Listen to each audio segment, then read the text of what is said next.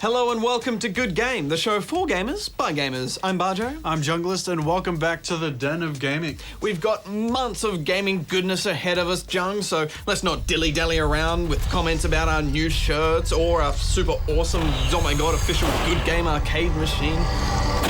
Hey, come on, over here, let's go. Let's talk about the games. Soul Calibur IV is a fighter that aims to blend stylish looks with super substantial stats and combos.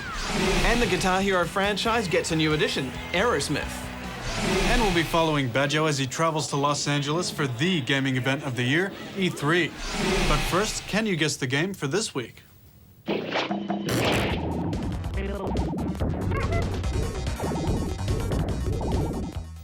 And that has to be one of the least stylish fighters ever produced. But can you name it? News time, Jungie. Nice shirt, by the way.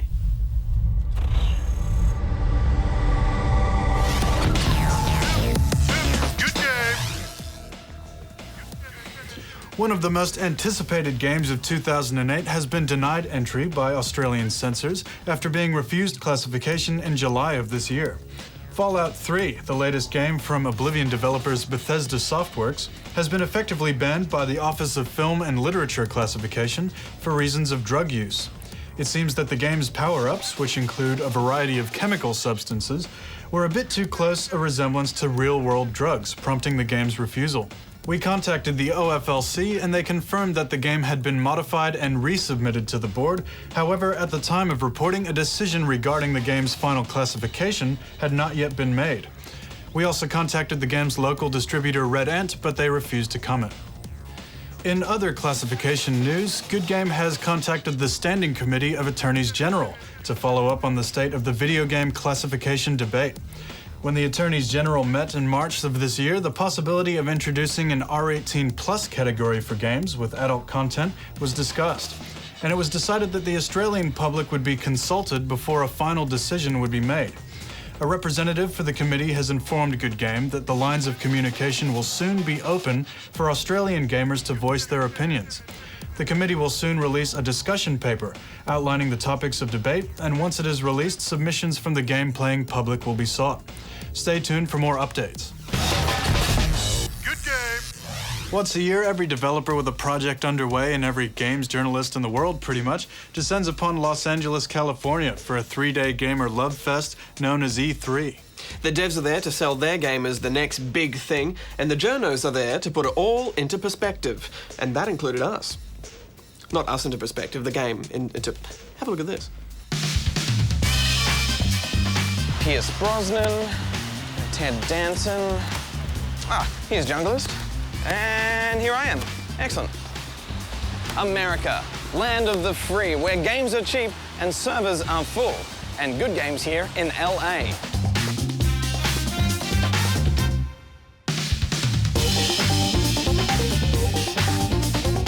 Gonna go play some games, play some games. Games.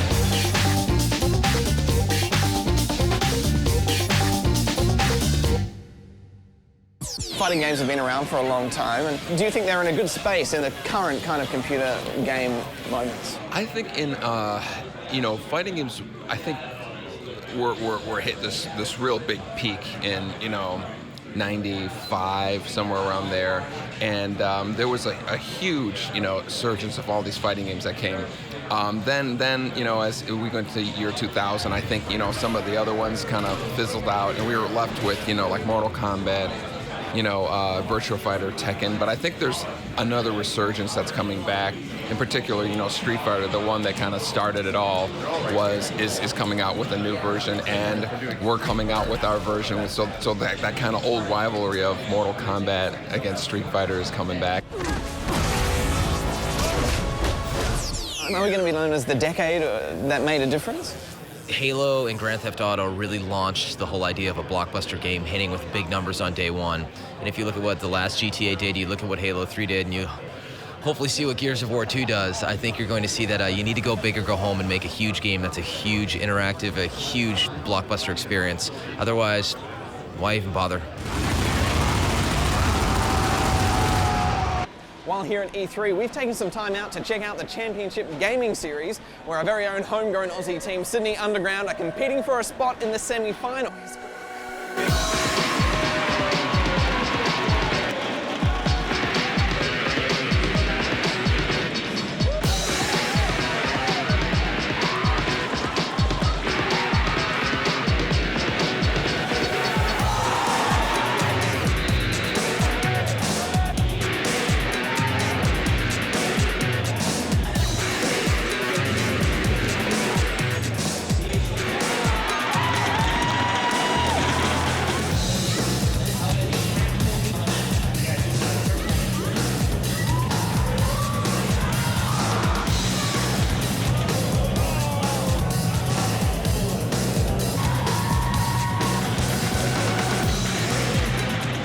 what have you taken away from this? What do you think you've learned? We've learned how to lose pretty good. But I mean, this is my first world final experience, so I guess it's a big learning curve. You know, next time we just want to come back stronger. Was it stressful out there? Was the pressure really intense? Oh, out there, no, it's not that stressful. It's like so much fun, you know, with your teammates. It's more exciting and exhilarating, and you're just happy to be there than, you know, you don't think about winning or losing. You know, you want to do the best you can for your team, but other than that, you know, it's fun out there. Are we going to see you again next year? Are you going to change anything differently? Well, as for changes, we've got a whole off-season. I've got to sort out the team for next year, but we'll definitely be back, and we'll definitely be gunning to be here again. Talking about mature content, you know, we're growing up with these games now and finding that we get a lot more adult content. Do you think when we get older, is it going to continue in this trend? It's interesting that we get criticised about M-rated games, mature games, and yet, you know, I noticed at the Oscars this year, all 5 movies that are up were R-rated, and, you know, I don't see No Country for Old Men with, you know, bolt through the head. They give them Oscars for that, and yet we get criticized for that in the game. So I think it's a little bit of a cultural and a generational thing that we're still struggling with a little bit, that people see games that are mature and violent and have, you know, content like a Grand Theft Auto that has some mature themes in there, but it's only indicative of what we see in other forms of entertainment. You've got gangster rap with words that nobody would have dreamt 10 years ago you'd be using. You've got movies, such as we mentioned, that are pretty violent and gory and with tremendous amount of sexual innuendo, which we typically don't do in games at all. And yet we get the rap primarily because the generation, maybe my generation, didn't grow up with games, doesn't understand them as a true cultural piece of entertainment that is powerful and a major part of our lives.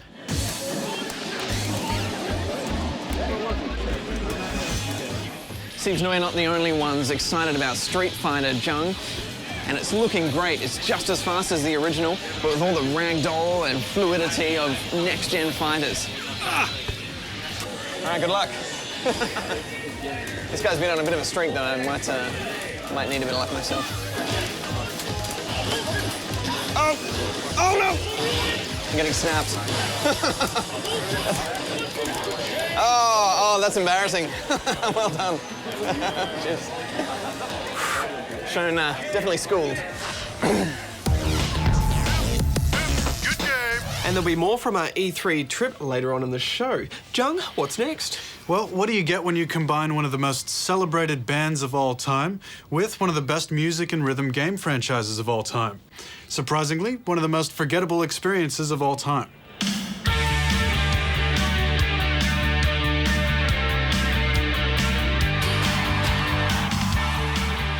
Guitar Hero Aerosmith lets you play all your favourite riffs from the mega band, as well as some songs by other artists that have been inspired by the old school rockers.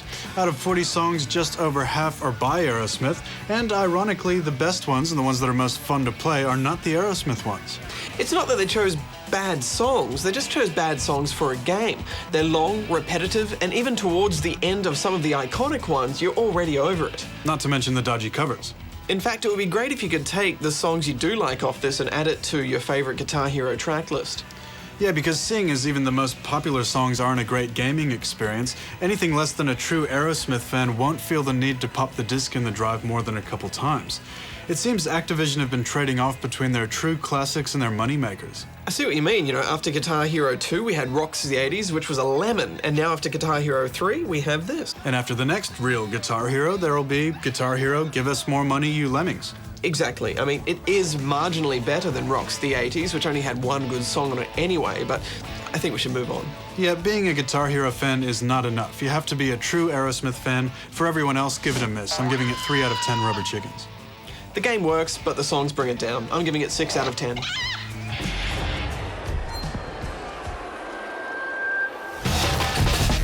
Good game. Well, it's been a big few months for gaming while we've been off air, and this calls for a good game roundup of just what went on. Now, Jung, you've been playing a lot of Conan online, haven't you? In fact, you started to look a bit like him there for a while. I have, man. I went hard on the old Conan, as did a lot of people. It had over 1 million people on beta. It quickly got to just as many after launch, so there was a lot of interest in this game, which was good to see because it brought a few new things to the table. Go on. Well, the great graphics and the great music, that's the obvious stuff, but they've also recreated Robert E. Howard's world very well and made good use of Conan canon. But it goes a little deeper than that. You know, most MMOs are just about abilities. Age of Conan actually has a core combat system, and the abilities just complement that. But I heard about all the problems they've been having. I mean, there's a bug where you have to force to download a 16 gig file, another bug where female rogues do less damage than male rogues. In fact, I've even seen someone get an error message when they tried to uninstall the game. I mean, this has to be the most broken game we've seen in a while. It's true, man. It's all true. And now Funcom are officially the kings of introducing new bugs with every fix.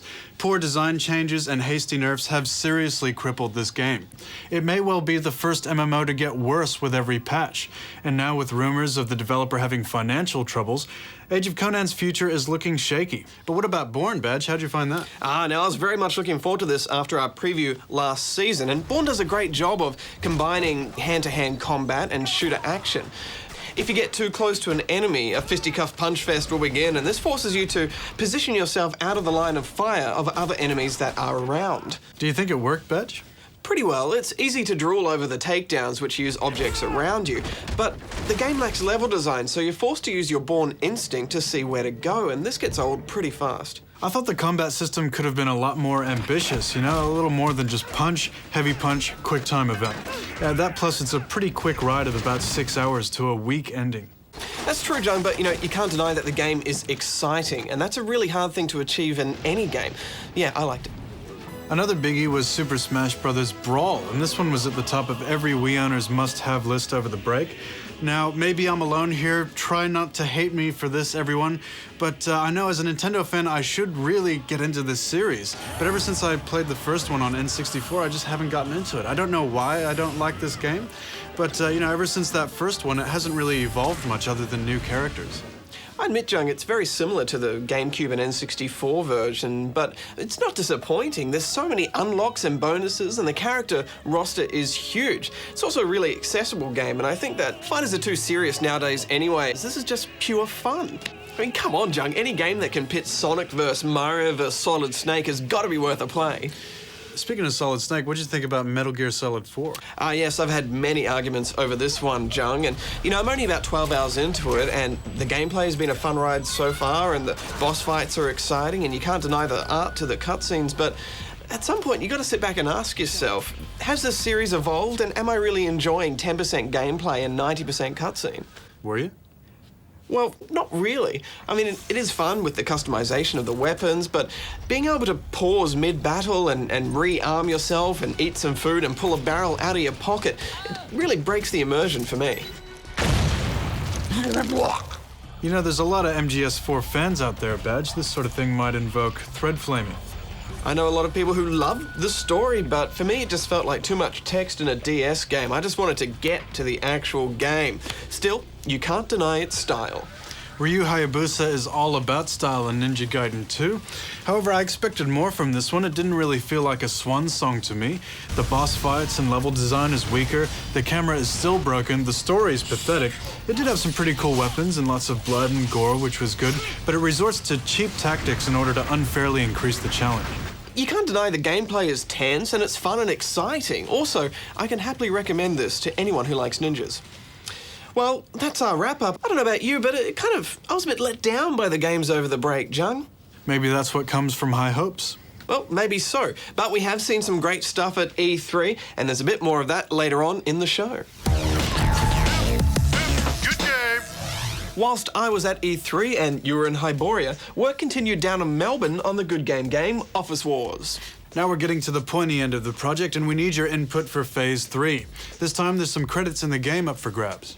Designers, we need you to come up with the company logo. It's called Waggle Max, and they make technical gadgets, but what is its corporate identity? Musos, we need you to write an opening theme tune for us, and writers, we need a backstory for the game.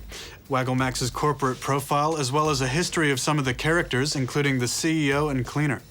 All the details of what to do are on the site, but now it's time for our new animation, Fatal Rage of Conflict. Round one. Prepare to kiss the dirt. My only goal is victory. Hang on. Why does it always have to come down to violence with you? I'm sick of you. Always getting on my case and riding my back and just being so mean.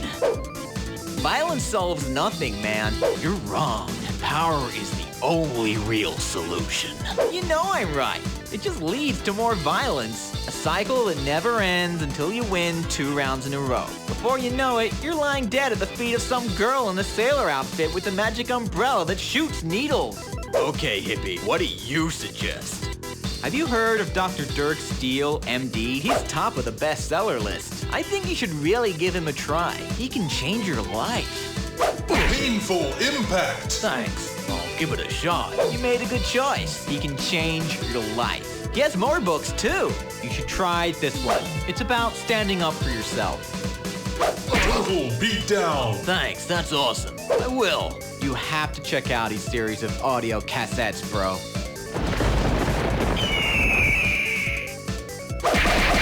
Multi-hit combo. Wow, thanks. I'll definitely give these a listen. I have the new Veronica's album I have to listen to first, but I'll definitely... Comes with a free binder. 2 binders. I hope you don't mind me saying I'm really touched. Tears of Dragon. Winner.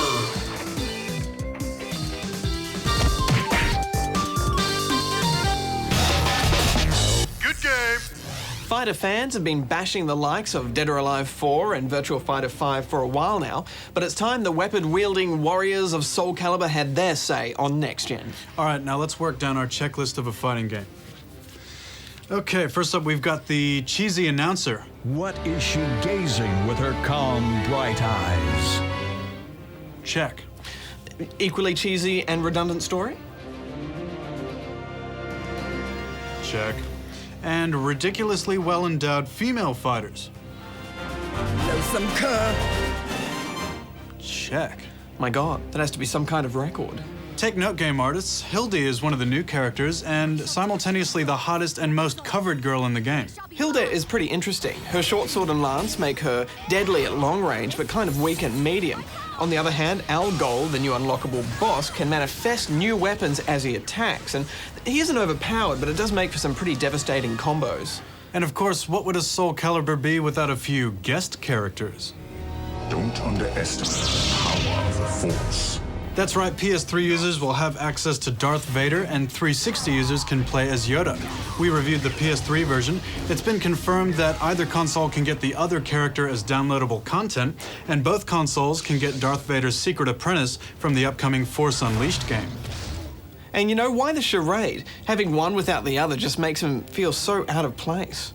You could see them using impact camera angles and crushing stone and wood where you came into contact with it, but they could have done with a lot more of that. The nuts and bolts of Soul Calibur are pretty simple. It relies on a few rock, paper, scissors systems that favor the button masher. Weapon reach is also a big issue, and if you truly want to consistently beat a newbie every time, you have to become a master of positioning. And this is because there isn't enough reaction time in the system to counter. Players have already entered in their command and just prayed they got lucky. That and learning the combos is pretty much it. Blocking was a problem in previous games, so they introduced the critical finisher. If you can break your opponent's guard twice in the same place, it's GG for them. They look nice but require copious amounts of blocking and can best be described as the I win button you'll never get to press. A well-timed kick or grapple will result in a ring out, also an instant win. To me, it was too simple and yet too technical at the same time, if that makes any sense. In the story mode, with some of the characters, you can button mash your way to victory on hard, and this is never a good sign. I don't know, I just think it's one of those fighters that has lost its way and gone away from that fun rawness to a more technical kind of game.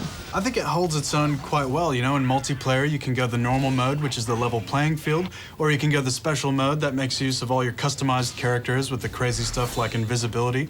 And in single player mode, they've introduced a few new RPG elements like leveling up your character and completing challenges for gear. You've got to admit, though, the story mode is over in a flash. Yeah, but that's just to unlock stuff quickly. You know, with the training and arcade and challenge modes, there's enough to keep you occupied for a long time. I found the low-res text-based tutorial in-game a little bit too confusing, and also the manual we got with it told us nothing. Is it too much to ask to transfer the in-game moves to the actual buttons that match the controller. I mean, it's just lazy and another layer of confusion. You're right, that is lazy, and you know, pretty much every fighting game does that. What's with that? You know, this game does nothing to look after newcomers, and unless you're already a fan and a member of the Soul Calibur Club, you're going to find it pretty hard to get in. I'm giving this 6.5 out of 10. Yeah, you know, I gotta disagree. I think Virtua Fighter 5 is still the more technical game, but Soul Calibur is flashy and fun, and it's got lots of interesting characters, which gives it what it takes to become a living room favorite. I'm giving it 8 out of 10 rubber chickens.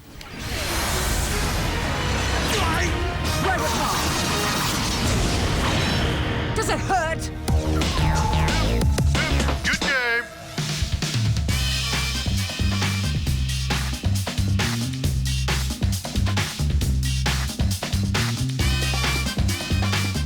Prince of Persia. I smell me an Australian. When you're developing a big title, you know, does it often, things like that change kind of at the last minute, like big decision? It's finding the fun. When you're making a game, finding the fun is the trick. Like, and sometimes you'll think this is a great idea, this idea is awesome, everybody's gonna love this idea. And then you put it in and it's not fun, nobody likes it, and you're like, bollocks. And so you have to cut it out, and sometimes you have to go all the way back to the drawing board. And it's always been this philosophy of giving you just a massive playground to play in, and then like Prince of Persia is like creating these little lines where you can just start doing acrobatics. And in the old games, it was like a little bit of acrobatics, stop. This game is like a little bit of acrobatics, don't stop, just go.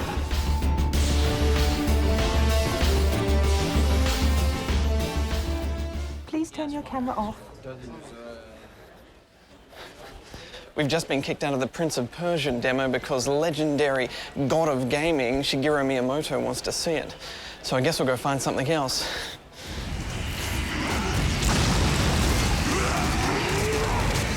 MMOs are a very volatile market. Is it nervous going into that market? Wow, you'd never be allowed in our office with talk like that. I mean, we call that talk one of two things, you know. People who aren't playing for the team, or as I like to say them, heretics.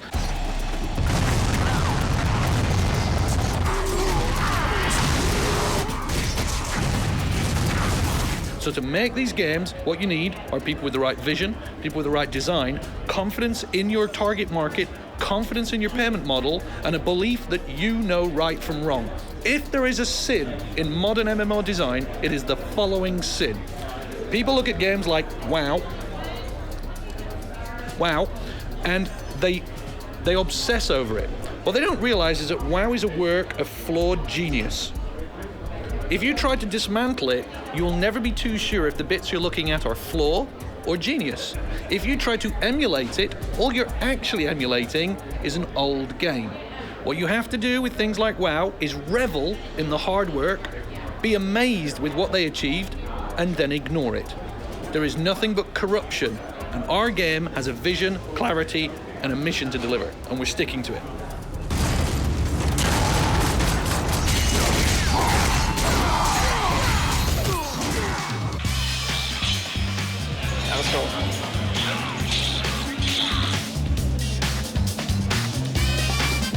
So I sat down to play Halo Wars, expecting to have an awesome demo, and once again, the Miyamoto has struck, and we've been kicked out and pushed aside. But if there's anyone that's going to push you aside, at least it was him.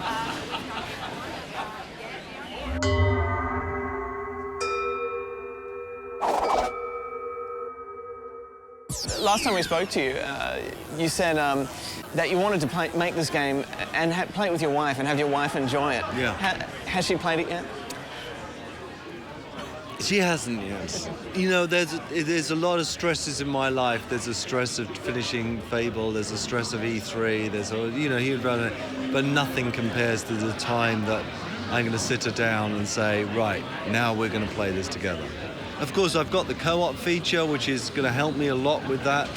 I've got the accessibility and the one-button combat, but she's my toughest audience without any doubt. I think I might do it this weekend. I might be brave enough to do it this weekend. I'm going to have the development kit with me. I've got no excuses now. You know, most people would come home and have some romantic time after E3. We're going to go home and have some Fable time instead.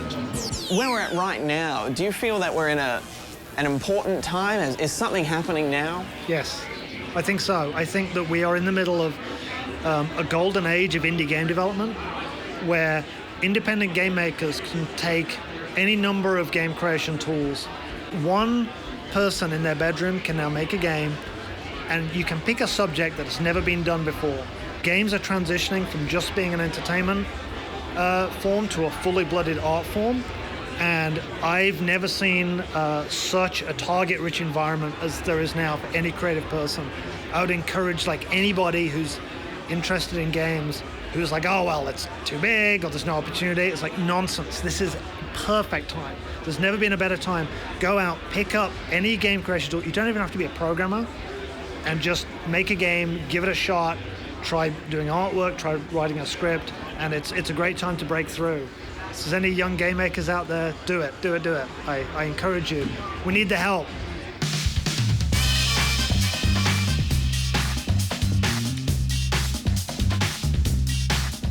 I'm tired, my feet are sore, my head is aching, but E3 was everything I expected it to be and more. Until next year, Los Angeles, Bajo out. Australia. Good game. Well, it's good to be back, but time has caught up with us yet again. Did you guess the name of the game, though? It was Balls. Produced in 1994 for the Super NES and Sega Mega Drive, it was a 3D fighter named because its bizarre list of characters were all made up of spheres.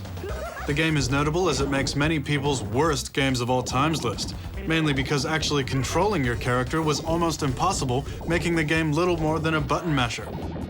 Next week, we'll be looking at Combat Arms. It's a free-to-play, pay-for-item shooter.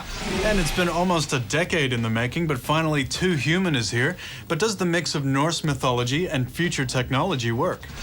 And in Backwards Compatible, we'll be looking at other games long time in the making, such as Prey, for example. Stalker. And, of course, we can't forget Duke Nukem Forever. So, same time, same place next week, gamers. Junglist out. Bajo out.